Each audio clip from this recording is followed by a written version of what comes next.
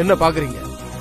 காலையில உங்களை அரெஸ்ட் பண்ண கூடாதுன்னு என்ன மிரட்டின அதே மினிஸ்டர், அதே எம்எல்ஏ இப்ப உங்களை அரெஸ்ட் பண்ணியே தீரணும்னு என்ன இங்க அனுப்பி வச்சிருக்காங்க.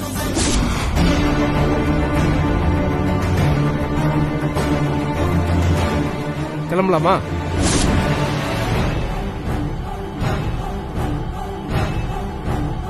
ம்.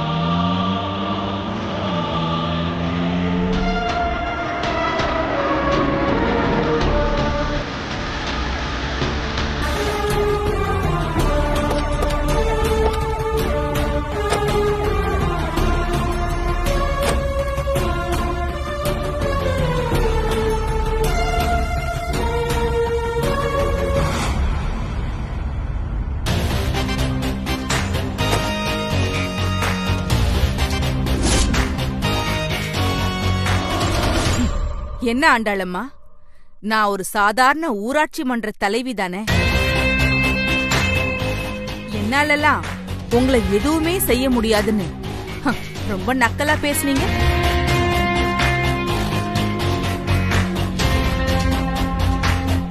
இப்ப என்ன ஆச்சு பாத்தீங்களா? நானும் என் மருமக தென்றலும் சேர்ந்து உங்களை உங்க ரூட்லயே போய்,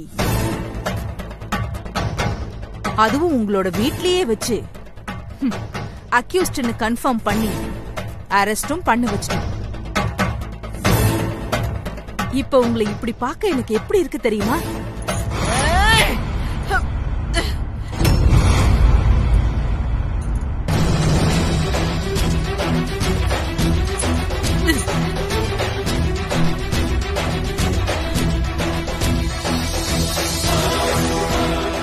இப்ப நீங்க பழைய ஆண்டாள் இல்ல, போலீஸ் கஸ்டடியில இருக்கிற அக்யூஸ்ட் ஆண்டாள்.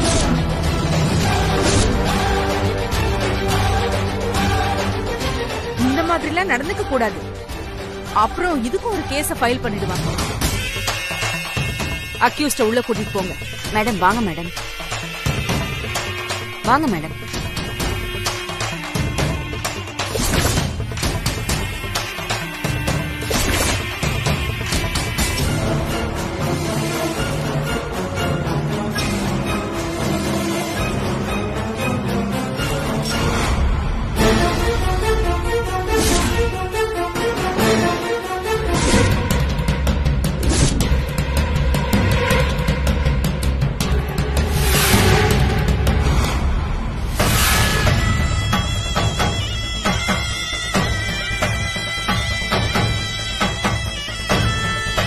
வாங்க. லட்சுமி, அந்த அம்மாவை 3ஆவது செல்ல வை. Okay sir.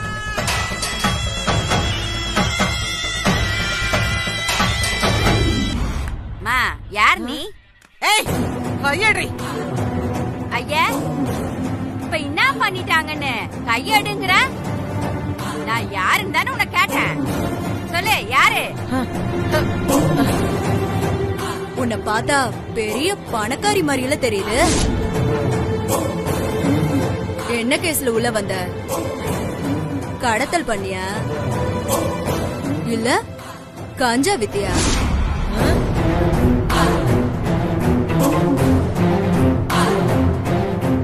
அப்பாவி ஏழைப்பட்ட ஜனங்களை வெளிநாட்டுக்கு அனுப்பி வைக்கிறேன்னு ஏமாத்தி பணத்தை புடிக்கிட்டு வந்துட்டியா? ஏய், யார பார்த்து என்ன பேசுற?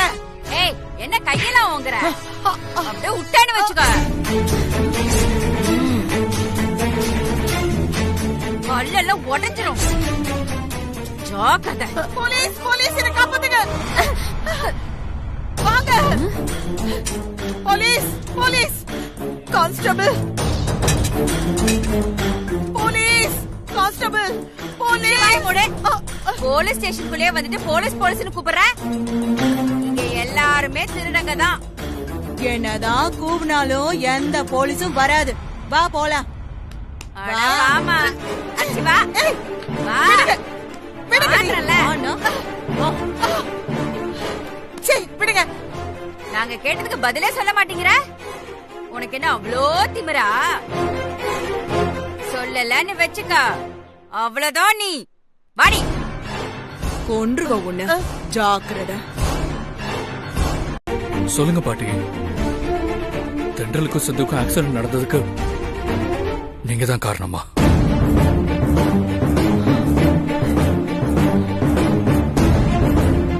நீங்க தான் அந்த ரவுடிங்களுக்கு பணம் கொடுத்து அந்த ஆக்சிடென்ட பண்ண சொன்னீங்களா?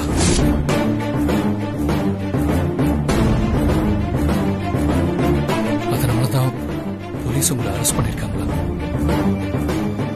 சொல்லுங்க பாட்டி, அந்த ஆக்சிடென்ட்டுக்கு நீங்க தான் காரணமா? இப்ப இவனை எப்படி சமாளிக்கிறது? இவனையும் என்ன கைவிட்டுட்டா கடைசி வரைக்கும் நான் ஜெயிலே கடந்து சாக வேண்டியதானா? எப்படியாவது இவனை டைவர்ட் பண்ணி சீக்கிரமா இந்த நரகத்தை விட்டு வெளியில போயே ஆகணும். அதே சமயம் அந்த சாரதாவும் தப்பானவன்னு இவனுக்கு காட்டணும். என்ன பண்ணலாம்?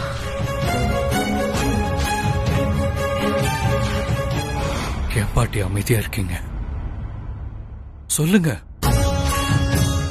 எல்லாரும் சொல்ற மாதிரி நீங்க தான் அந்த ஆக்சிடென்ட் பண்ண வச்சீங்களா? சொல்லுங்க பாட்டி. என்ன ஆகாஷ் இப்படி கேக்குற? அப்போ நீயும் எல்லார மாதிரியும் நான் அந்த காரியத்தை செஞ்சிருப்பேன்னு நம்புறியா? இந்த விஷயத்துல என் புருஷன், என் புள்ள, என் மருமகன்னு எல்லாரும் என்ன நம்பல. ஆனா என் பேரன் நீ மட்டுமாவது என்ன நம்புவ? கண்டிப்பா என் பாட்டி இப்படி ஒரு தப்பு செஞ்சிருக்க மாட்டாங்கன்னு நீ சொல்லுவேன்னு நான் எதிர்பார்த்தேன். நீயும் என்ன நம்பல இல்ல? அதனாலதான் என்கிட்ட இப்படி எல்லாம் விசாரிக்கிற. ஓ பாட்டி அவ்வளவு மோசமானவளாப்பா? நான் எப்படிப்பா மனசாட்சி இல்லாம இப்படி ஒரு காரியத்தை செய்வேன்? என்ன பாட்டி சொல்றீங்க? நீங்க இல்லன்னா அப்புறம் எப்படி அந்த ஆக்சிடென்ட்டுக்கு நீங்க தான் காரணம்னு சாரதா அம்மா போலீஸ் கிட்ட ஏதோ எவிடன்ஸ் எல்லாம் கொடுத்திருக்காங்களாமே?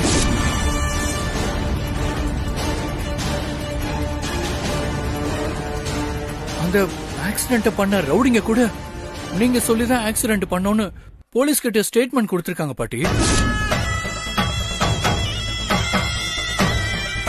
அதெல்லாம் எப்படி பாட்டி? எல்லாம் அந்த சாரதாவோட வேலைதான்ப்பா. என்ன சொல்றீங்க? சாரதா அம்மாவா? தயவு செஞ்சு அவளை நீ அம்மான்னு சொல்லாத. அவ அதுக்கு தகுதியே இல்லாதவ. அவ எதுக்காக தெரியுமா என் மேல அபாண்டமா இப்படி ஒரு பழிய போட்டு என்ன அரெஸ்ட் பண்ண வச்சிருக்கா.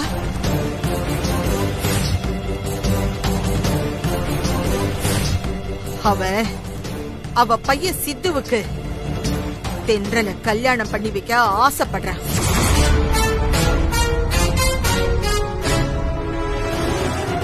இந்த விஷயத்தை உன்கிட்ட நான் ஏற்கனவே சொல்லி இருக்கேன். அப்ப நீ அத நம்பல. தயவு செஞ்சு இப்பவாவது நம்பு ஆகாஷ். சாரதா நிஜமாவே சித்துவுக்கும் தென்றலுக்கும் கல்யாணம் பண்ணி வைக்க ஆசைப்படுறேன். அதுக்கு நான் தடையா இருக்க கூடாதுன்னு கிடைச்ச வாய்ப்பை பயன்படுத்தி யதார்த்தமா நடந்த அந்த ஆக்சிடென்ட்ட நான் சொல்லித்தான் நடந்ததுன்னு பொய்யான ஆதாரத்தை ரெடி பண்ணி அந்த ரவுடிங்களுக்கும் பணம் கொடுத்து எனக்கு எதிரா வாக்குமூலம் கொடுக்க வச்சு என்ன இப்படி அநியாயமா அரெஸ்ட் பண்ண வச்சுட்டாப்பா.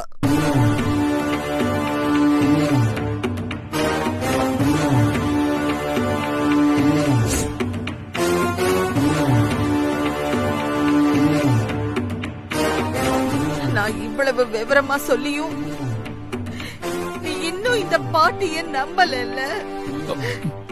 அப்படி இல்ல பாட்டி. சாரதா அம்மா இந்த அளவுக்குலாம் நடந்திருப்பாங்களான்னு எனக்கு கொஞ்சம் குழப்பமா இருக்கு. வேணும்னா நீ இப்பவே அந்த சாரதாவை நேர்ல பார்த்து அவ சித்துவுக்கும் தென்றலுக்கும் கல்யாணம் பண்ணி வைக்க ஆசைப்படுறது உண்மையா இல்லையான்னு மட்டும் கேளு.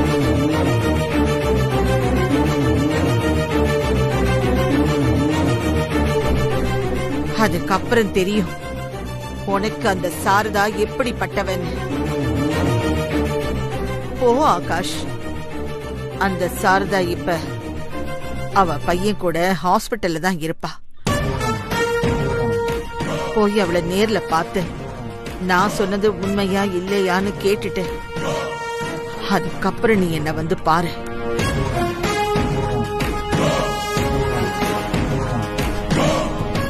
நீ போப்பா.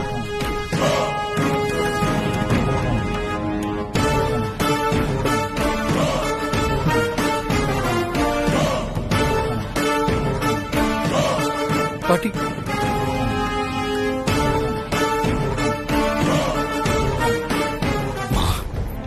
நான் இப்போ ஸ்டேஷன்ல பாட்டிய பார்த்துட்டு தான் வரேன். அவங்க என்கிட்ட ஒரு விஷயம் சொன்னாங்க. அம்மா, அது உண்மையா இல்லையான்னு நீங்க தான் சொல்லணும். சித்துவுக்கு தென்றல கல்யாணம் பண்ணி வைக்கணும்னு நீங்க ஆசைப்படுறீங்களாமே, உண்மையா?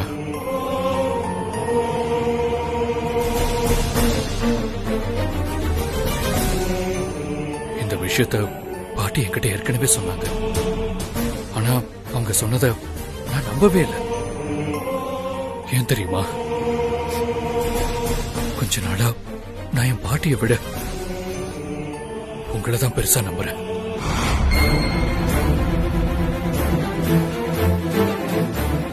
இப்போ பாட்டி அதே விஷயத்தை என்கிட்ட திரும்ப சொல்லும் போது எனக்கு கொஞ்சம் குழப்பமா இருக்கு. அந்த குழப்பத்தை நான் உங்ககிட்ட தான் கிளியர் பண்ணிக்கணும். அதனாலதான் கேக்குறேன். சொல்லுங்கம்மா, பாட்டி சொன்னதெல்லாம் உண்மையா? சொல்லுங்க. பாட்டி சொல்ற மாதிரி நீங்க நிஜமாவே தென்றல சித்துவுக்கு தான் கல்யாணம் பண்ணி வைக்க ஆசைப்படுறீங்களா? ஆகாஷ், அது கல்யாணத்துல நீ உன் பாட்டிக்கு சப்போர்ட் பண்ணி தென்றல விட்டு கொடுத்ததுனால தென்றல் உன்னை மொத்தமா வெறுத்துட்டா. இனிமே நீ என்ன பண்ணாலும் தென்றல் உன்னை ஏத்துக்க மாட்டா. உனக்கு அந்த தாராதான் பொருத்தமானவன். அம்மா, நான் கேட்டதுக்கு இது பதில் இல்ல. பாட்டி சொன்ன மாதிரி நீங்க தென்றல சித்துவுக்கு கல்யாணம் பண்ணி வைக்கணும்னு நினைக்கிறது உண்மையா இல்லையா?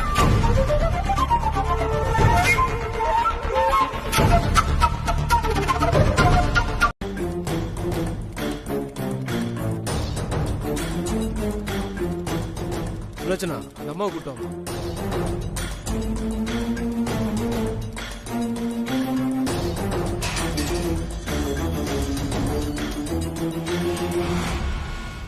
அம்மா, உங்க பேரன் லாயரை கூட்டிட்டு வந்து உங்களை ஜாமீன்ல எடுத்திருக்காருமா. வெளியில வாங்கம்மா.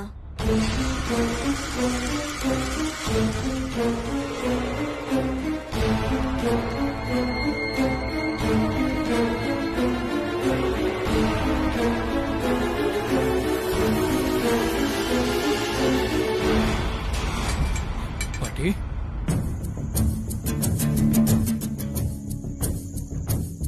வாங்கம்மா.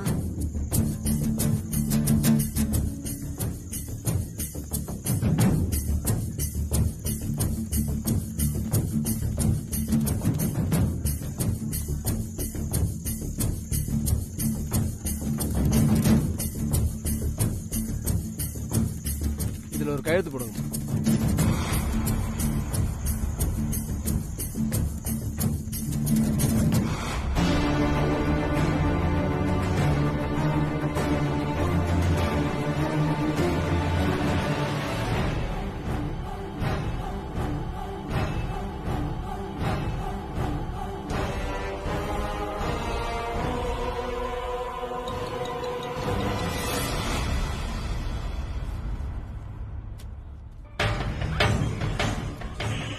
ஏமா, அந்த மோட ஜுவல்ஸ்லாம் எடுத்து கொடுமா.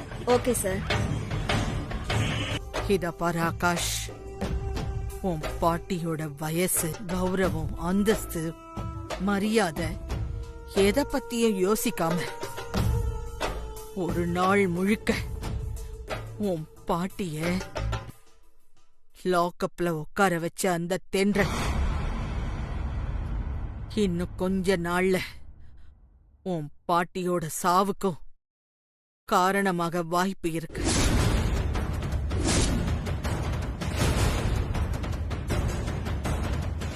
பாட்டி, நான் உண்மையத்தான் சொல்றேன். இப்போ நடந்த சம்பவத்துக்கே நான் செத்த போன மாதிரி தான் ஆயிட்டேன்.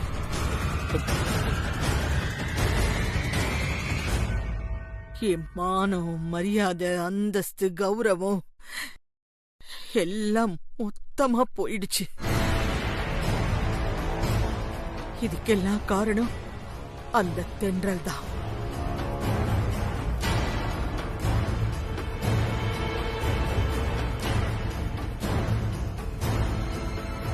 இதுக்கப்புறமாவது தென்றல் தென்றல்னு என் நேரமும் அவளையே நினைச்சுக்கிட்டு இருக்காம அவ நினைப்ப சுத்தமா தலைமுழுகிற வழிய பாரு.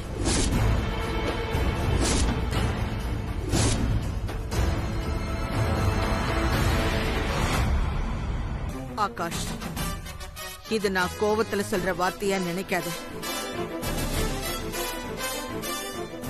ஆத்மார்த்தமா மனசுல இருந்து சொல்றேன். அந்த தென்றல் இனிமே நம்ம குடும்பத்துக்கு ஒத்து வர மாட்டா. தயவு செஞ்சு அவ நினைப்ப இதோட குழி தோண்டி புதைச்சிடு. அப்பதான் எனக்கும் நிம்மதி, உனக்கும் நிம்மதி.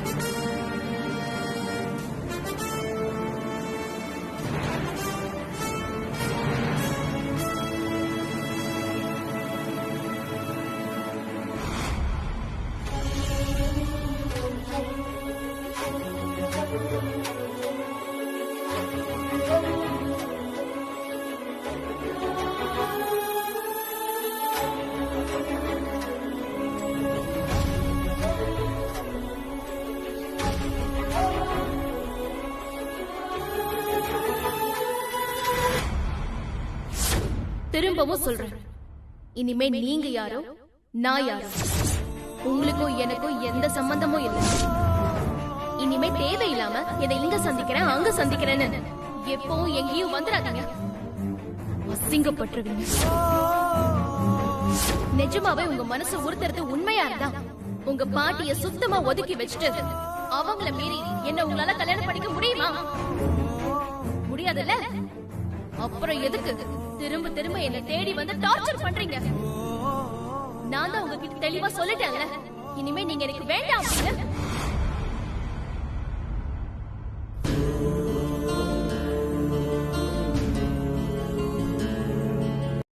அவரை நீங்க அப்சர்வேஷன்லயே வைங்க, சரியா? டாக்டர், சித்து கிட்ட ஏதாவது இம்ப்ரூவ்மெண்ட் தெரியுதா? இல்லம்மா, ஒரு இம்ப்ரூவ்மெண்ட்டும் தெரியல.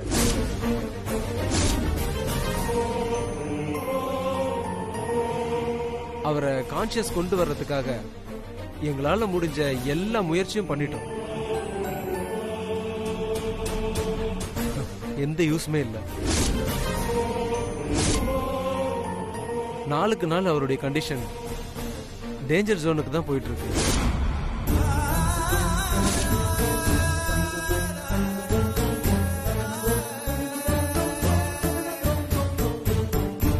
இப்ப அவர் உயிர் பிழைக்கணும்னு உங்களை மாதிரியே நானும் கடவுளை வேண்டிட்டு தான் இருக்கேன். பாப்போம், கடவுள் தான் அவரை காப்பாற்றணும்.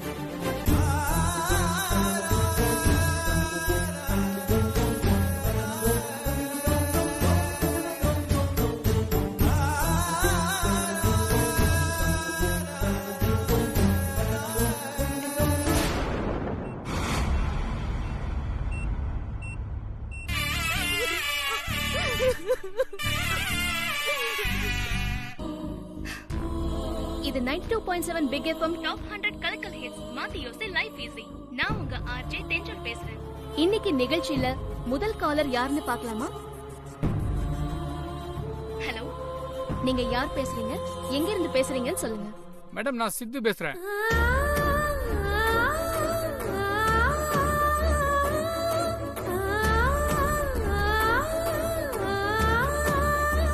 சித்துவா? சித்து, சித்து நீ கண் முழிச்சிட்டியா? உனக்கு கான்ஷியஸ் வந்துருச்சா? உன்னை காப்பாத்ததே கஷ்டம்னு டாக்டர் சொன்னாரு. நான் இவ்வளவு நேரம் உன் கூட ஹாஸ்பிடல்ல தான் இருந்தேன் சித்து. இப்பதான் நான் ஆபீஸ்க்கு வந்தேன்.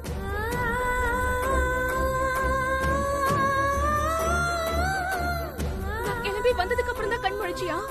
ஐயோ, தெரிஞ்சிருந்தா நான் அங்கேயே இருந்திருப்பேனே. சித்து, உனக்கு ஒண்ணும் இல்லல்ல? மேடம் மேடம், நீங்க என்ன சொல்றீங்கன்னு எனக்கு புரியல. நான் அம்பத்தூர்ல இருந்து சித்து பேசுறேன் மேடம்.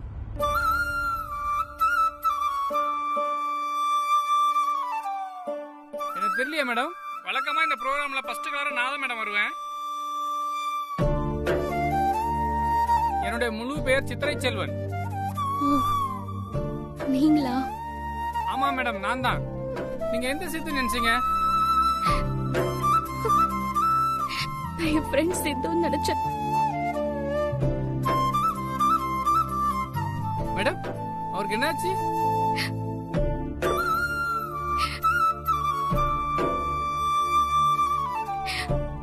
மேடம், ஏன் ஏன் அழுவுறீங்க? நான் 2 நாளைக்கு முன்னாடி என்னோட ஷோல எனக்கும் என் ஃப்ரெண்ட் சித்துக்கும் ஆக்சிடென்ட் ஆன விஷயத்தை பத்தி சொன்னேன்ல. ஆமா மேடம், அவரும் உங்க எஃப்எம்ல ஆச்சே தானே?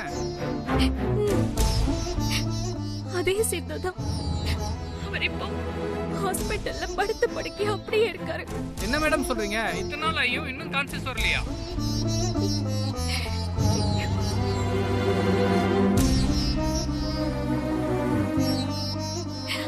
அவரை காப்பாத்த முடியுமான்னு தெரியலன்னு டாக்டரை கை விரிச்சிட்டாரு.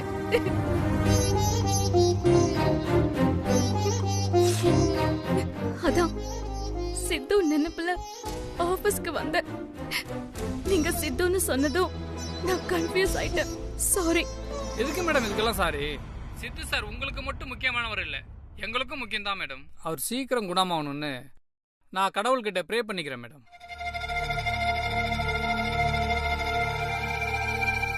ஹலோ, நீங்க இப்ப ப்ரே பண்றேன் அப்படின்னு சொன்னதும் எனக்கு ஒண்ணு தோணுது. என்ன மேடம்? நான் உங்களை மட்டும் இல்ல, இப்ப இந்த நிகழ்ச்சியை கேட்டுட்டு இருக்கிற எல்லாரையுமே கேட்டுக்கிறேன். பாவம் சித்து வாழ வேண்டிய வயசுல சாக கிடக்குறான். அவன் ப்ரோக்ராம நீங்க எல்லாரும் கேட்டிருக்கீங்க. சித்து ரொம்ப நல்லவன். என்னை காப்பாத்த முயற்சி பண்ணும் போதுதான் அவனுக்கு இப்படி ஒரு ஆக்சிடென்ட் ஆயிடுச்சு.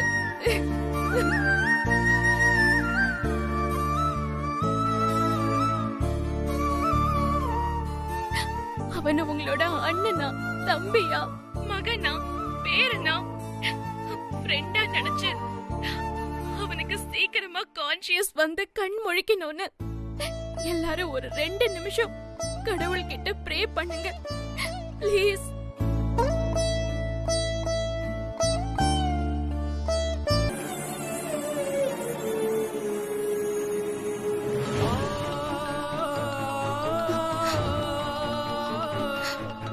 அத்தை கால் பண்றாங்க.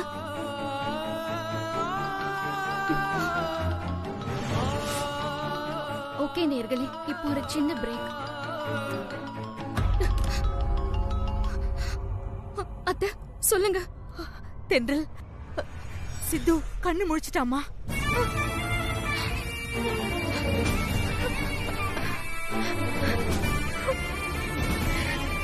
பிரார்த்தனை பண்ணது வீண் போகலமா. என் பையன் கண்ணு முழிச்சிட்டான். நீ வந்து பார்த்தனா அவன் ரொம்ப சந்தோஷப்படுவான். சீக்கிரம் கிளம்பி வா தென்றல்.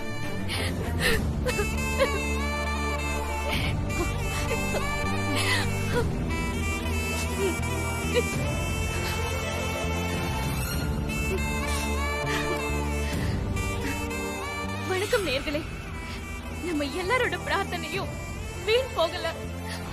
சித்துவுக்கு கான்சியஸ் வந்துருச்சான். அவனோட அம்மா இப்பதான் எனக்கு போன் பண்ணி சொன்னாங்க.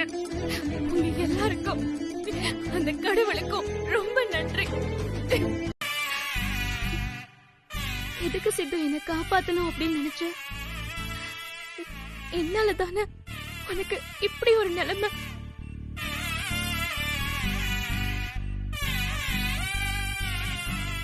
நீ பொழப்பியா மாட்டியான்னு இந்த 4-5 நாளா நான் எப்படி துடிச்சு போயிட்டேன் தெரியுமா?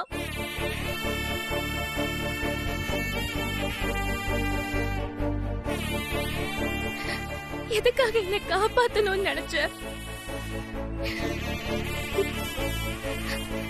அந்த ஆக்சிடென்ட்ல நான் செத்திருந்தாலும் பரவாயில்ல.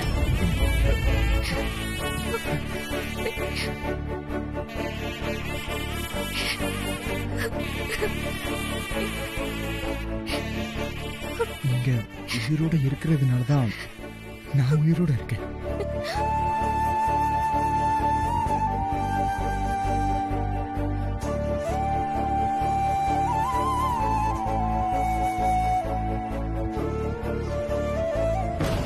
ஆகாஷ், ஆகாஷ் என்னாச்சு? ஆகாஷ், சித்துவ பாக்குறதுக்கு ஹாஸ்பிட்டலுக்கு போயிருந்தியே, என்னாச்சு? இப்ப அவன் எப்படி இருக்கான்? கண்ணு முடிச்சிட்டானா? சித்து கண்ணு முழிச்சிட்டானா இல்லையா? சித்து கண்ணு முழிச்சிட்டான்.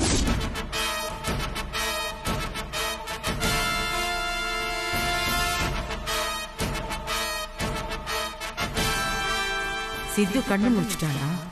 அந்த சாரதாவும் தென்றலும் என்ன ஒரு நாள் முழுக்க லாக்கப்ல உட்கார வச்சுட்டாங்க. இப்ப 10ஆவதுக்கு சித்து வேற கண்ணு முடிச்சிட்டான்.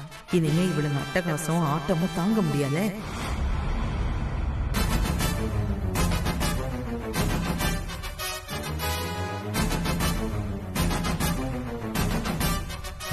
சித்து கண்ணு பிடிச்சிட்டான், அது போதும்.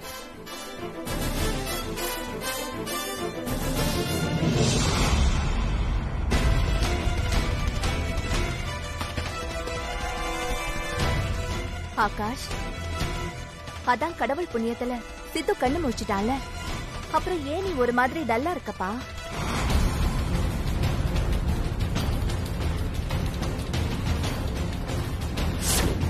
நீங்க உயிரோட இருக்கிறதுனாலதான் நான் உயிரோட இருக்கேன்.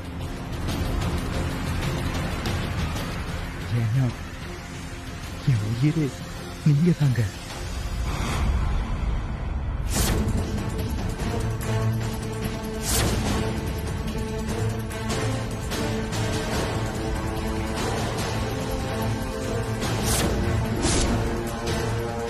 ஆகாஷ், என்ன ஆச்சுப்பா? ஒண்ணு இல்லம்மா, லேசா தலைவலிக்கிற மாதிரி இருக்கு. தலைவலிக்குதா? சரி சரி இரு, அம்மா போய் டேப்லெட்ஸ் கொண்டு வரேன். ஆ?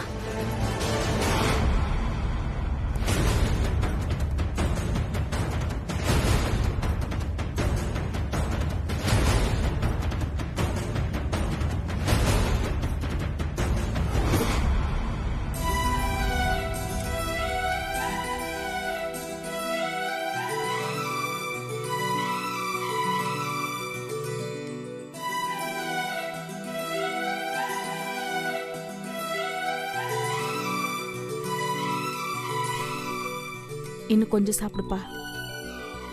மா போதுமா? கொஞ்சம் சாப்பிடுப்பா. ஆ. ஏற்கனவே உடம்புல இருந்த ரத்தம் கொஞ்சம் தான், அதுவும் பாதி ஆக்சிடென்ட்ல போயிடுச்சு. ரத்தம் ஊறதுக்காவது சாப்பிடணும்ல. சாப்பிடு, சாப்பிடுறா.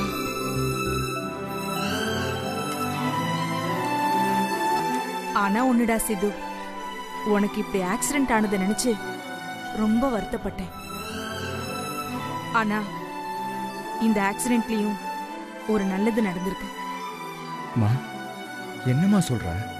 ஆமாண்டா, உனக்கு இந்த ஆக்சிடென்ட் ஆனதுனாலதான் தென்றல் மனசு முழுக்க நீதான் இருக்கேங்கிறதையும் அவ உன்னை விரும்புறாங்கிறதையும் என்னால புரிஞ்சுக்க முடிஞ்சது.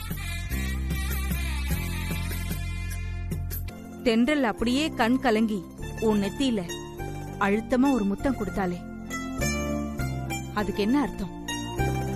அது காதல் தானே? ஐயோ மா, ஏமா இப்படி படுத்துற?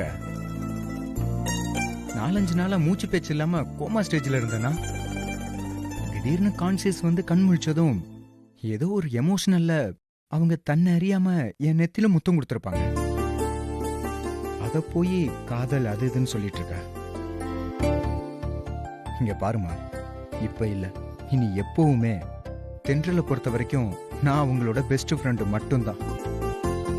அதை தாண்டி அவங்களுக்கு நான் வேற எதுவும் இல்லம்மா. புரியுதா? இல்லடா, நீ என்ன சொன்னாலும் நான் ஏத்துக்கவே மாட்டேன்.